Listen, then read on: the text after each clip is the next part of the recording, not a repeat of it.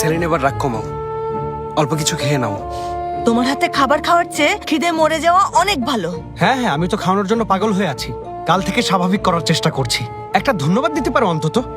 কি জন্য? আমাকে কিডন্যাপ করেছে সেজন্য? না, ভালো ব্যবহার করছি সেজন্য। খুব ভালো ব্যবহার করছো। এই দেখো।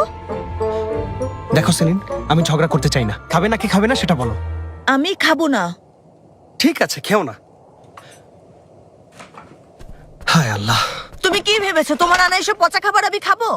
পচা? আমি পচা খাবার এনেছি? সত্যি বলতে তোমার মতো মানুষেরা এই রুটি খাওয়ার যোগ্যতাও রাখে না, বুঝতে পেরেছো? আর অনেকের ভাগ্যে এই রুটিটুকুও জোটে না। তোমাকে যদি জিজ্ঞেস করি এটার দাম কত, সেটাও তো তুমি বলতে পারবে না।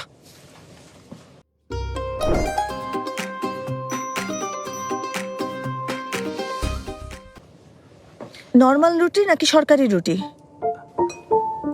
হ্যাঁ, নর্মাল রুটি 1 লিটার 25 পয়সা, সরকারি রুটি 60 পয়সা। আচ্ছা তাই নাকি? কোন সিরিয়াল দেখে শিখেছো বলো তো?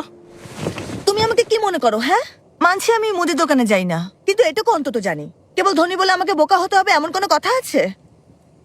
জানি তোমাদের ধারণা আমাদের মতো মেয়েরা দুনিয়ার চারপাশের কোনো খবর রাখে না, তাই তো? আরে কি আশ্চর্য, আমি কি তোমাকে এমন কিছু বলেছি নাকি? আমি এখনো প্রতি সপ্তাহে স্ট্রিট মার্কেটে যাই, বুঝতে পেরেছো?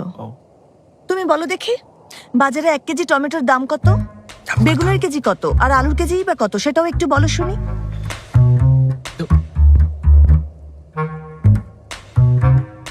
আমি জানি না। কিন্তু আমি ঠিকই জানি। এরপর থেকে ধনী কোনো মেয়ে দেখলে ওকে কেবল শোকেসের শোপিস ভাববে না। ঠিক আছে, মানছি তুমি সাধারণ একটা মেয়ে, বাকিদের চেয়ে অন্যরকম, এছাড়া আর কি বলবো? আমার মেয়েকে কিডন্যাপ করেছে। আপনি কি বলছেন মুকাদ্দেস আপা? কার এত বড় সাহস যে এই কাজ করতে পারে? যে করেছে সে আসলে আমাদের পরিচিত লোকটা, আমার ছেলের শ্বশুর হয়, তবে অস্বীকার করছে। ওর মুখ খোলানোর বা সত্যি কথাটা বের করার একটা উপায় বের করতে হবে। আমি সেজন্যই এখানে এসেছি। আপনি নিশ্চিন্ত থাকুন, শুধু ওর মুখই না, যেখানে যা বন্ধ আছে। ধরো এই কম্বলটা নাও, এতে তোমার ঠান্ডা একটু কম লাগবে। লাগবে না। আরে দূর, যত সব। দেখো সেলিন, তোমার জন্য স্টোভ জ্বালাচ্ছি, ঠান্ডা লাগছে তাই কম্বল দিচ্ছি।